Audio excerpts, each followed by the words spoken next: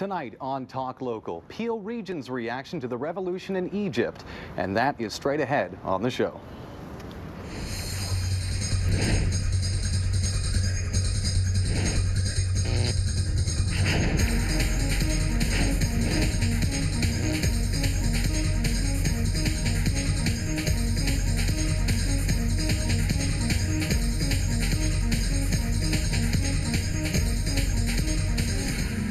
Good evening. Welcome to Talk Local. I'm Ben Mercer. Today we'll hear local reaction to the social uprising in Egypt. Our in-studio guests are Imad Barsoum, an Egyptian Canadian, also Mohammed Al-Rashidi, a political commentator, and Adli Banoub, a member of the Egyptian Coptic community. Of course, our phone lines are open as well if you'd like to get in on the discussion.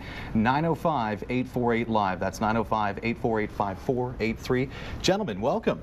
Thank you. Thank you. It's great to have you with us for this hour. Get some definite insight. I know a lot of the conversation dealing with Egypt now is the next chapter, the election, and of course we'll get there in a matter of time. But I wanted to know first your thoughts on what we saw, the uprising in Egypt. I mean, it took a little over 2 weeks to sort of get business done, but now president is out, an election set for sometime, possibly September. It looks like now.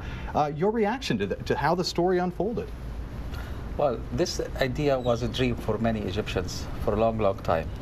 And when it started on the 25th of January as a quiet or peaceful riots or rallies, people thought that just some young people are rioting and then it will be over in 2 days.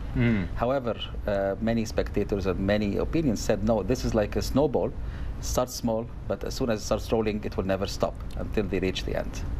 And in between that, we saw the uprising in Tunisia, which certainly, I think, a lot of that energy was probably brought over to Egypt. We also had the death of Khalid Said, who was a blogger of some notability. Khalid Said. Yeah. Khalid Said, yes. And a lot of people were very upset about that. And his Facebook fan page, not really a fan page, but a Facebook page in his honor. I mean, at last check, it had well over 500,000 people. And that's how they sort of orchestrated those early rallies. So I would say you can't rule out the power of the internet in this whole conversation about Egypt's uprising. Well, the anger actually raised from the brutality of the police towards Khalid Said and other bloggers and other activists in Egypt, especially the young generation now. They proved to have very valid point of views, and that's why they were abused by the police. So this was the beginning. Fighting the brutality of the police, stop the violence towards the intellectual, the educated, the new generation who is really hoping for better and prosperous Egypt. And that whole group of young, educated, unemployed Egyptians, I mean, you know, not a lot of opportunity there. That's why I guess there was such an outcry and a lot of time on their hands to develop protests and have a feeling of being left out, I guess, with their current government. Yeah. Your reaction to the revolution? Yes, I think it was definitely a dream come true, and in many ways a lot of people did not expect it. I think it caught everybody by surprise. We saw the international reactions were very slow. The U.S. was caught off guard. Certainly Mubarak and his regime were caught off guard, and as we heard, it did end up snowballing. I think we're getting more and more details now of what happened behind the scenes leading up to January the 25th. So the individuals who set up the Facebook pages, who were behind that initial spark, are coming out with more details on how they were able to circumvent the riot police, which always quelled anything, sort of nipped it in the bud as soon as it starts. And now we're finding out what they did, and it's really very creative and it's really ingenious.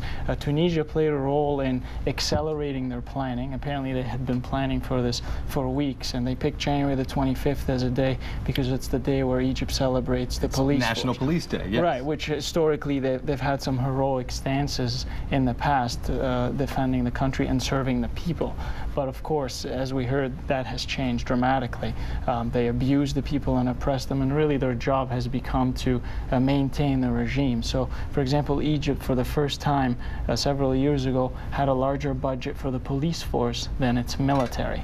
that is unprecedented, and especially, wow. yeah, think about that. They have over 1 million members in the police force, and 1.7 million. Right, 1.7 million, Wow. and the budget is larger than the military, and that's one of the largest certainly the largest military in the Middle East, and it just sort of puts it in perspective on how the whole system is set up to control the people, and yet we've had the people overthrow them. So in terms of the planning, what we've had is, as you said, Facebook played a role, Twitter, text messaging, BlackBerry, a Canadian invention, played a role without a doubt, BBM, and what they did was, to summarize it apparently, was they picked several spots around Cairo where they would be able to stretch the police force thin. So they knew that the police was onto them. They knew that the police would come in mass force. Traditionally in Egypt, you would have 100 people protesting and probably over 1,000 police with shields, batons, and riot gear around them. So there was no chance for them to get anywhere.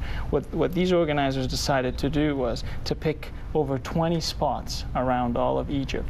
And by doing so, that way they would spread the police thin. They knew the police would find the flyers, so they relied on flyers and word of mouth in poorer areas that would not be on Facebook, which is a lot of places in Cairo. So they use distraction tactics, right. I guess. And then the Facebook, Twitter, and so on for the more affluent neighborhoods. And they had timed it in a way so that when people would go to the streets, there wouldn't be that much riot police, so that more and more would be encouraged to join, with the hopes of somehow getting enough of them to Tahrir Square and holding on to it. The police was able to stop most of these 20 gatherings, and there was one secret one that was not leaked or was not advertised, and those were the hardcore guys who sort of knew where to go. They had a secret route to the Tahrir Square, and they made it there, and they hung on there for a few hours, and people saw that. There was coverage of that, and that gave the inspiration. So the 25th ended with the police taking over Tahrir Square, but the Egyptian people, for the first time ever, saw their own citizens amassing in large numbers in the square and being able to stand up to the police. So you're saying you're most impressed with the intricate planning just to put right, up as that single comes out. protest. I think I'm most interested, I have to say, with the Egyptian people as a whole. They came out united. They were peaceful in the face of tremendous brutality and provocation. We've seen the thugs. We all saw the Indiana Jones style attack with the horses and the camels. It was just very disturbing stuff, and yet they did not choose violence despite all of that.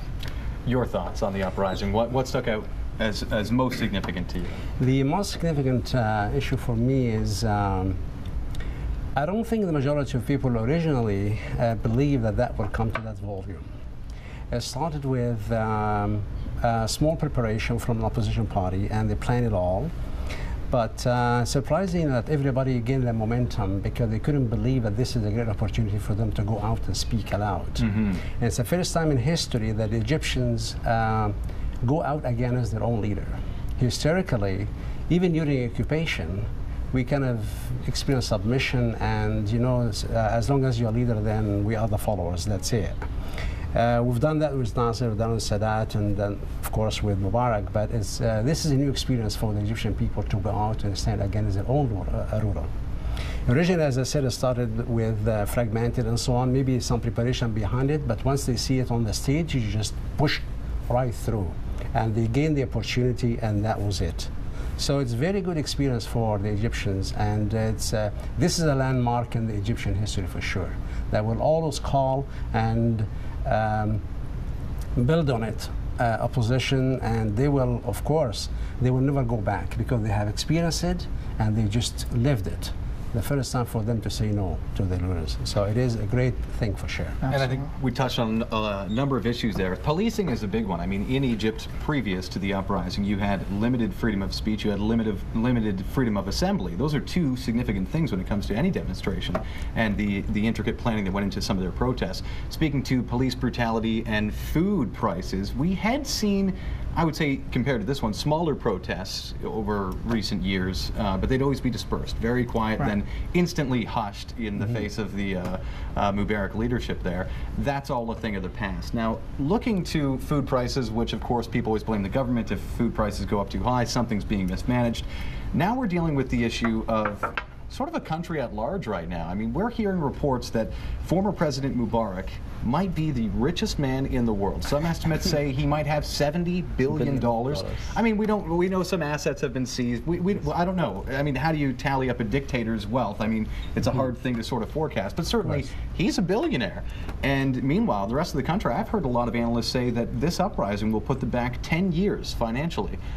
Financial insight for you on Egypt. What do you think they can expect there in this time of instability? Well, the first thing that comes to my mind is one of the main sources of income for Egypt, which is tourism, of course. Tourism industry is huge in Egypt. And you may have realized that after the first state of the rallies in the streets of Egypt, of Cairo, all tourists left Egypt. The Cairo airport was packed. Thousands of people want to leave. And this will take some time to get these tourists back again to Cairo or to Egypt in general. And tourist numbers, I've heard them estimated between like $300 million a day, in that area is what the tourism industry generates there. It's about $1.5 billion a year. Wow. So that's a big amount of money, of course. It's a second source of income for Egypt. So it's going to take time to get back the tourism industry on its foot again. That's the main concern. The second concern is whether the government or the new government will be able to retrieve back all this money, the funds that were transferred or smuggled outside Egypt during the regime of the previous president and his ministers and all the staff, who I believe they have more than 70 billion outside Egypt now. Oh, wow. So this is another thing. If this money can be retrieved back, or half of it, this will help a lot to pay at least the internal debt. Unbelievable. Right, 70 billion, as you said, was just Mubarak. Well, that's you can imagine he had a circle around him that I guarantee you. Yeah, he's got 70, Noah. they've got 50, or who knows. Right. I mean, times that by how many families and individuals. So there's a lot of money, of course, that's left the country. You know, in terms of what sparked the uprising and food prices and so on, no doubt poverty played a role. There are many variables, but I think it's important to note that, as Ahmed had stated, it wasn't just the poor that rebelled against the regime here. It's people that were very well off. The people in Tahrir Square and the level of... On that note, we do have to take a quick break. We'll come right back to you on the situation on the ground in Egypt and its financial future. But I guess we'll put the question to our audience. I mean, we're talking about tourism when it comes to Egypt to sort of redevelop their financial base. Would you go to Egypt? That question to our callers and viewers. Yeah, why not?